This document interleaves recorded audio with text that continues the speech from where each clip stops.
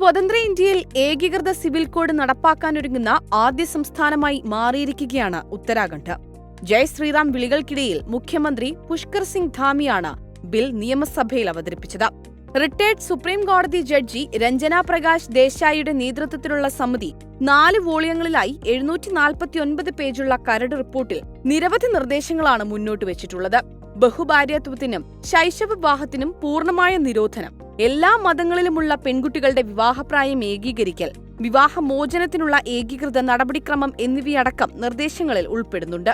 നിർബന്ധിത വിവാഹ രജിസ്ട്രേഷൻ, പെൺകുട്ടികളുടെ വിവാഹപ്രായം വർദ്ധിപ്പിക്കൽ, വിവാഹത്തിനു മുൻപുള്ള വിദ്യാഭ്യാസം, വിവാഹം രജിസ്റ്റർ ചെയ്യാത്ത ദമ്പതികൾക്ക് സർക്കാർ സൗകര്യങ്ങൾക്ക് അർഹരല്ല തുടങ്ങിയ ശുപാർശകളും റിപ്പോർട്ടിലുണ്ട്. തിങ്കളാഴ്ച ആരംഭിച്ച ഉത്തരാഖണ്ഡ് നിയമസഭയുടെ പ്രത്യേക സമ്മേളനത്തിലാണ് ബിൽ അവതരണം. ബില്ല് പാസായാൽ രാജ്യത്ത് ഏകീകൃത സിവിൽ കോഡ് നടപ്പാക്കുന്ന ആദ്യ സംസ്ഥാനമായി ഉത്തരാഖണ്ഡ് മാറും.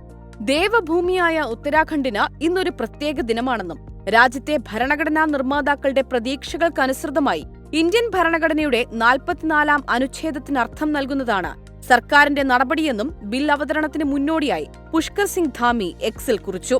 5-അംഗ സമിതി കൈമാറിയ ഏകീകൃത സിവിൽ കോഡിന്റെ കരടിന് ഞായറാഴ്ചയാണ് ഉത്തരാഖണ്ഡ് മന്ത്രിസഭ അംഗീകാരം നൽകിയത്.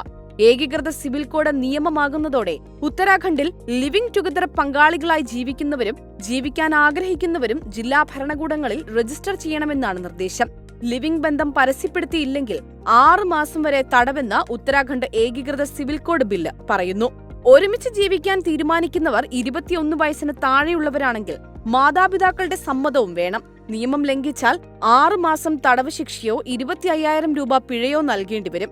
ലിവിംഗ് റിലേഷൻ ബന്ധം മറച്ചുവെക്കുകയോ തെറ്റായ വിവരങ്ങൾ നൽകുകയോ ചെയ്താൽ 3 മാസം വരെ തടവും 25,000 രൂപയിൽ കൂടാത്ത പിഴയോ രണ്ടും ഒരുമിച്ചോ അനുഭവിക്കേണ്ടിവരും.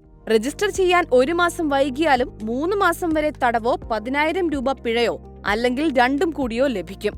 ഉത്തരാഖണ്ഡ് സ്വദേശികൾ മറ്റ് സംസ്ഥാനങ്ങളിൽ ലിവിൻ റിലേഷൻ ബന്ധം നയിക്കുകയാണെങ്കിലും അവർക്കും നിയമം ബാധകമാണ്. ലിവിൻ ടുഗദർ ബന്ധങ്ങൾ അവസാനിപ്പിക്കുകയാണെങ്കിലും അക്കാര്യവും രേഖാമൂലം അറിയിക്കണം.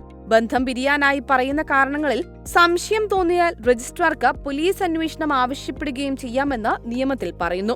ലിവിൻ ബന്ധങ്ങളിൽ നിന്ന് ജനിക്കുന്ന കുട്ടികൾക്ക് നിയമപരമായ അംഗീകാരം ലഭിക്കും. അതായത് വിവാഹബന്ധത്തിൽ ജനിക്കുന്ന കുട്ടികളെ പോലെ അവരെയും കണക്കാക്കും.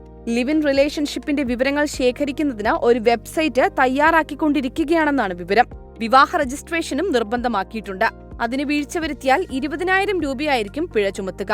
കൂടാതെ വിവാഹമോചനത്തിൽ കോടതി വിധി പ്രഖ്യാപിക്കുകയും ആ വിധിക്കെതിരെ അപ്പീൽ നൽകാനുള്ള അവകാശം ഇല്ലാതിരിക്കുകയും ചെയ്യുമ്പോൾ മാത്രമേ ഏതൊരു വ്യക്തിക്കും പുനർവിവാഹം ചെയ്യാൻ കഴിയൂ. വിവാഹം കഴിഞ്ഞ് 1 വർഷം വരെ വിവാഹമോചനവും സാധ്യമല്ല. മാത്രമല്ല തലാക്ക് പറഞ്ഞുള്ള വിവാഹമോചനവും ഉണ്ടാകില്ല. വിവാഹമോചനം നേടണമെങ്കിൽ ജുഡീഷ്യൽ നടപടികളിലൂടെ മാത്രമായിരിക്കും സാധ്യമാവുക. വിവാഹ സമയത്ത് പുരുഷന്റെ കുറഞ്ഞ പ്രായം 21 വയസ്സും സ്ത്രീയുടെ പ്രായം 18 വയസ്സുമാക്കുകയും ചെയ്തിട്ടുണ്ട്. സംസ്ഥാനത്ത് ഏകീകൃത സിവിൽ കോഡ് നടപ്പാക്കുമെന്നത് കഴിഞ്ഞ നിയമസഭാ തെരഞ്ഞെടുപ്പിൽ BJPയുടെ തെരഞ്ഞെടുപ്പ് വാഗ്ദാനമായിരുന്നു.